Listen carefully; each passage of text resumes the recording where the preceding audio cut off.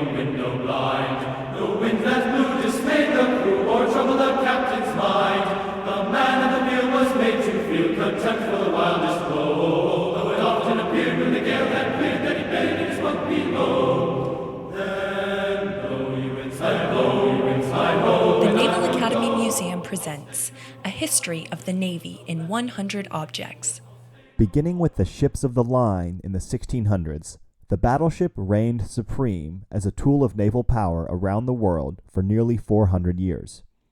Today, we again look at some of the Naval Academy Museum ship models, this time at models of two ships that bracketed the age of the battleship.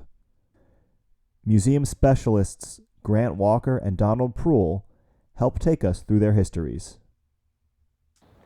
The role of the battleships developed way back when, back in the 1600s, they started building what they considered a battleship or a first-rate type ship that carried at least 100 guns.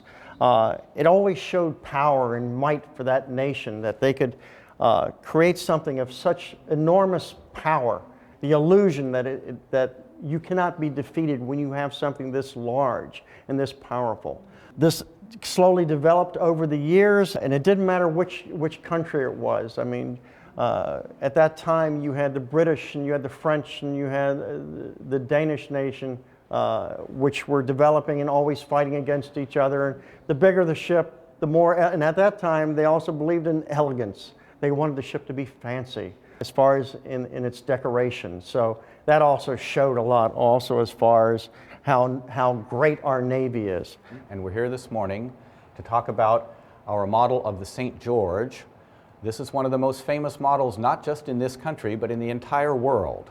It's a dockyard model made in England. And by dockyard model, I mean a model that was built at the same time and in the same place as the ship it looks like. This model represents a large three-decker British warship called the St. George that was built in the year 1701. The model itself was finished in the year 1702 or 1703 or 1704. It is a splendid example of shipbuilding in the 1700s and the late 1600s in England. And if the model were simply a hull model, it would still be one of the most important models on the face of the planet. But the fact that it has all the masts and rigging on it makes it unique. This is, without question, the finest example of period masting and rigging from about the year 1700 anywhere in the world. Even in England, there are none that are finer and more complete than this one. If you look up at the figurehead, you can see St. George slaying the dragon.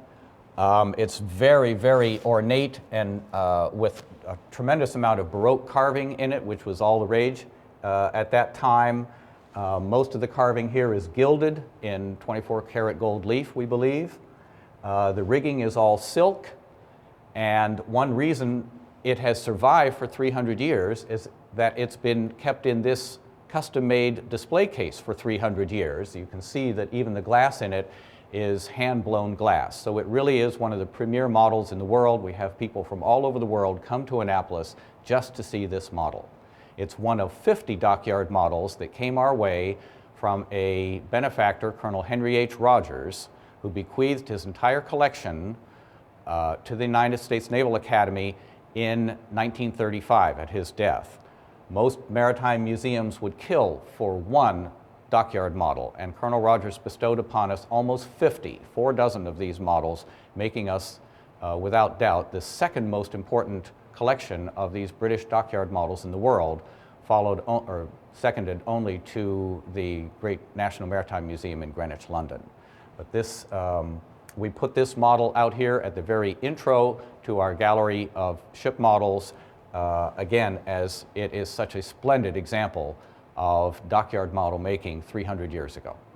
Later on into the 1800s, once the age of sail had ended, we started getting into steel manufactured ships, and the British were probably the first to advance when it came to battleships and the power of a battleship. Noticing this, the U.S. started their development of armored ships in 1883 when Congress passed their act of the Navy building program by developing the ABCD ships of that time period.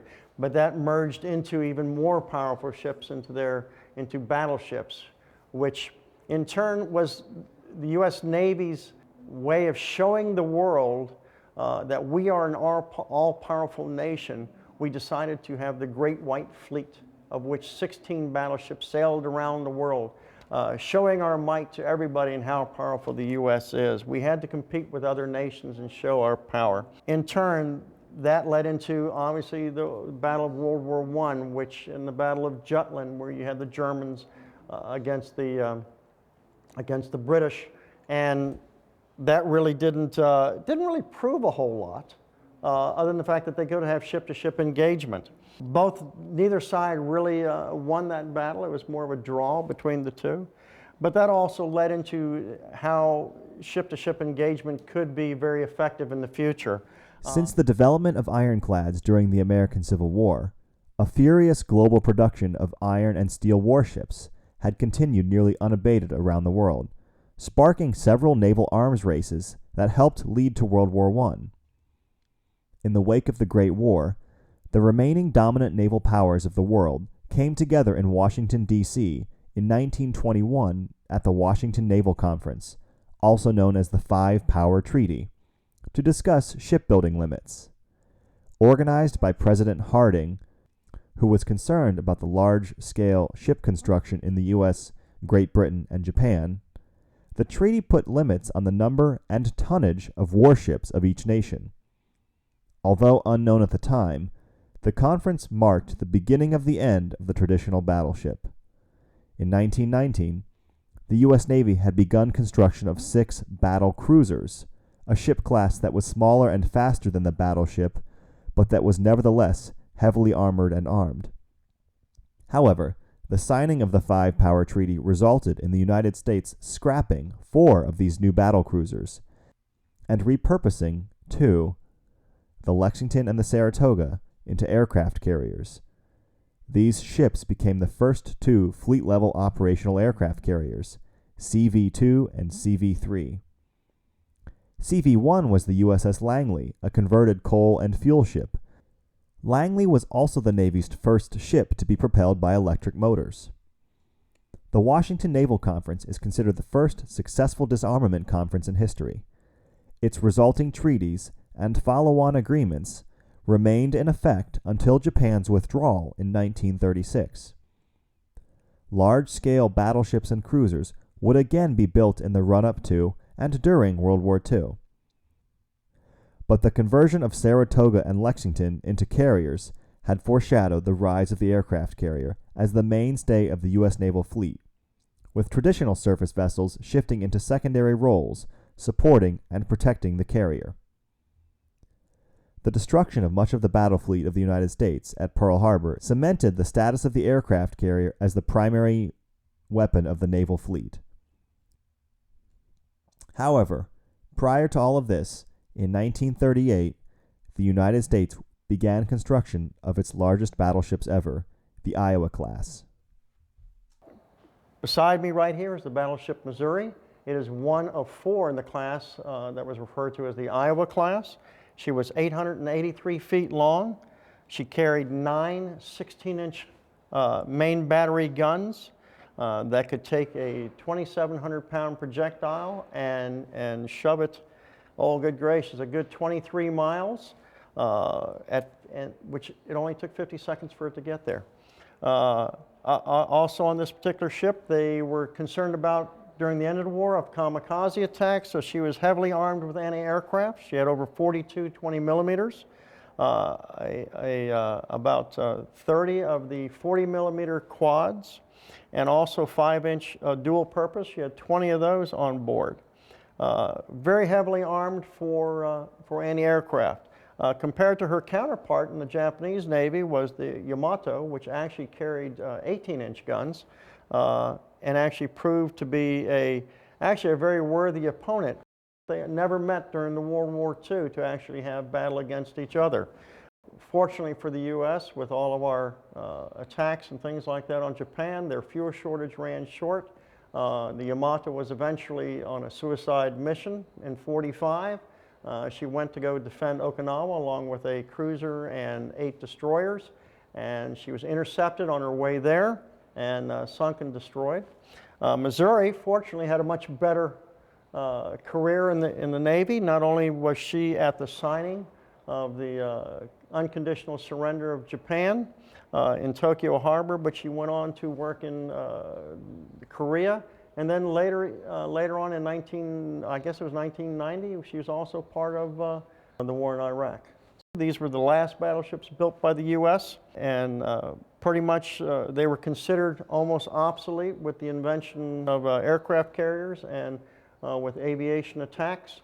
And then from there, we found that the usefulness of a battleship, even though it showed the might of the Navy, was no longer a needed vessel for the U.S. Navy. We really didn't have any ship-to-ship engagements during World War II, other than one which was really kind of insignificant. It was an American battleship, I believe it was a South Dakota against a Japanese battleship, of which nothing really resulted from that one either. But it didn't matter. It was the fact that you had the power to do something like that. And I think that's what was the significance of the battleship, is the fact that it had the power. It proved that we could stand on our own and defeat any foe if we had to. With the conclusion of the First Iraq War, the Iowa-class battleships saw their last active service in combat. The collapse of the Soviet Union negated the need to maintain their combat power, and although at first Congress was reluctant to relinquish the ship's awesome artillery power, today all 4 battleships are now permanent museum ships. The launch of the Zumwalt-class destroyer was the first new large warship design the United States had fielded in more than 2 decades, and in many ways has come full circle. For the first time since the Iowa class, the Zumwalt is equipped with armament designed for long-range artillery support on land. And its design, streamlined and stealthy, harkens back to some of the very first ironclads, looking in many ways like the first ironclad to do battle in the Civil War, the Virginia.